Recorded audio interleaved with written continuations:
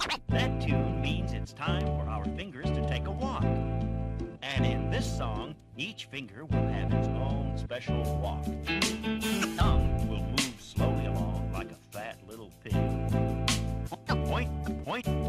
Pointer will go hop, hop, hoppeting, and each of the other fingers will have their own special walk.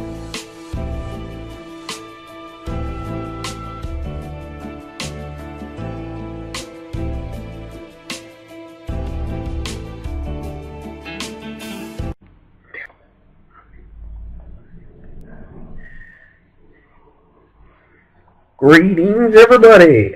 Magi is here, and I am here to bring you my review for the latest episode of Magi, episode 15, which I have entitled Endgame Begins. And boy has it! Oh man, this was a very interesting and amazing episode of One Piece for the whole turnout of the entire arc. And I believe that we're approaching the end of the Balbad arc, especially with what happened at the end of the episode, where Kassim turned into that giant dark demon thing, and that was awesome. That was epic.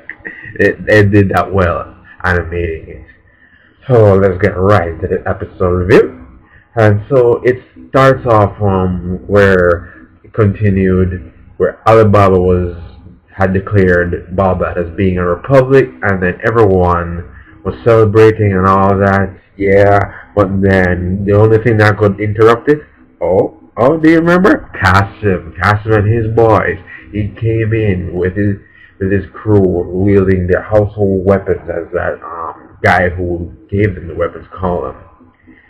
That's going to be important for later on, but continuing, they rolled in and said that okay, like the whole crowd just made a whole pathway for them, because who wouldn't, right? And Kassim went in there and someone told Kassim that what Alibaba did, turning Balbad into a republic. But then Kassim stood up to Alibaba and started a riot where he convinced the people that even though he said that the country belongs to them now, the country was always there. So why should they ignore the fact that the monarchy caused them so much problem? But he was actually being assisted by one of his team members, the girl with the red sword, magic sword thing. Yeah, she was using that to hypnotize them as well. He saw with the red glow in their eyes. Oh man, that was crazy. Oh man. So because of that, the whole riot started happening, and Alibaba and everyone on the balcony started to realize that Morgiana jumped up and told Alibaba was going down. So what happened was that Alibaba wanted to confront Kassim while he ordered the other soldiers to go and try to contain the riot within the palace. And that's exactly what happened. So right there, you saw Kassim and his boys walk right into the palace. They were cutting down soldiers left and right. And then right as when they were getting closer to the throne room, that's where Alibaba came in beast mode with his fired attack from Amon's sword. That was crazy. So yeah. After that, he confronted them. He encircled them in fire, and he confronted them right in front of Kassim and everyone. What happened though is that he was trying to reason with Kassim, but Kassim gave him his reason as to why he can't allow him to have his way, as usual. And you can see a little bit of jealousy from Kassim, where Kassim always saw that, okay, Alibaba was always able to do all these crazy things, even though he's royalty, he still had difficulties being able to be a king up until now. So it's when he started becoming this impressive that Kassim really started to envy him. And boy, Kassim said that nope, no matter what, he's not going to let Alibaba have his way.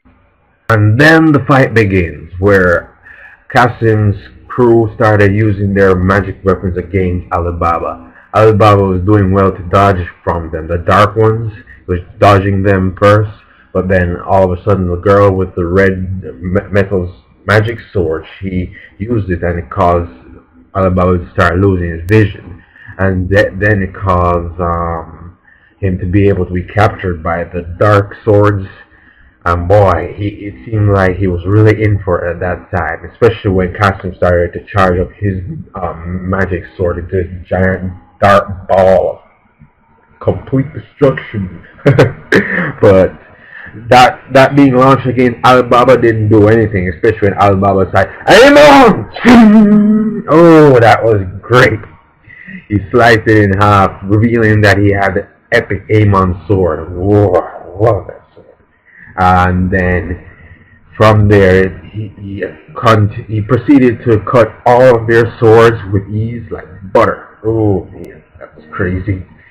And he basically overpowered all of Kassim's boys, and it's like, at that point basically told him to surrender, and just when you thought that Kassim was gonna walk away and say no, but before that, what happened also was that the guy with the dark rule, oh man, there was some craziness going on in the episode. I won't leave this part out. Before I go to that part, let's go back to Aladdin now. Aladdin was still unconscious in his in the physical real world, but then he entered into the Ugo's world, which I think was inside the flute or something. He was in his consciousness, which is what they said. And what happened here was that Ugo was explaining to Aladdin that he had used too much rule, and he wasn't his jinn to begin with. He was actually Solomon's jinn.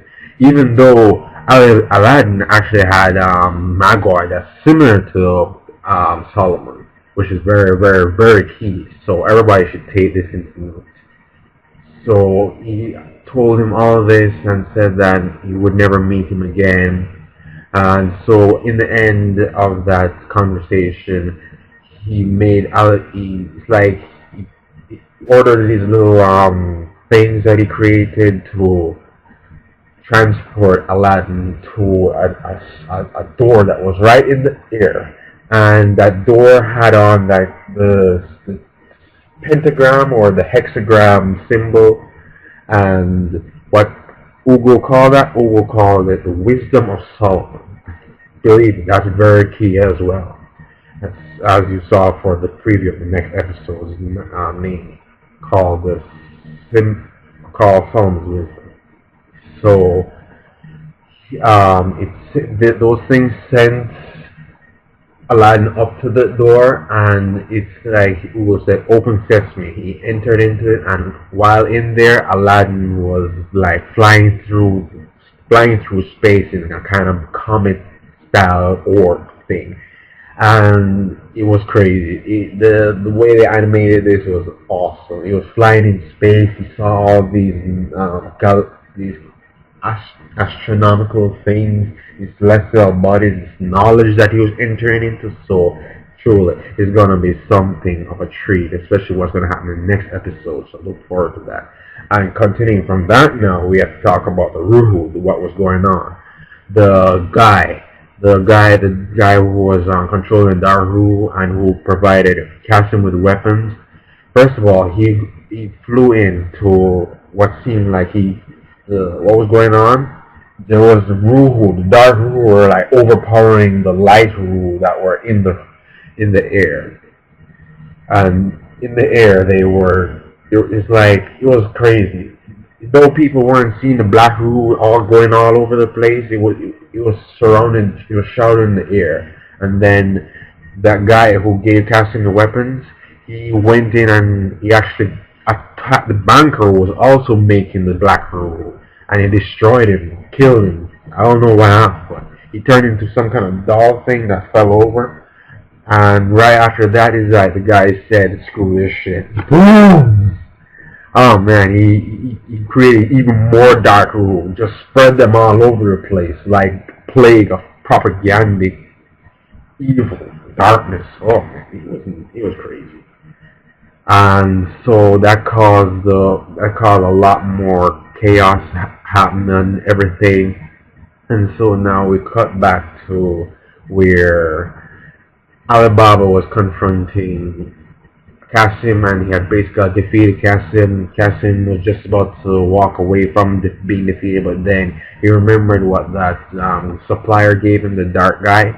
He remembered that aside from his his magic object being a sword, it also had properties called a household vessel of some sort, which is also key.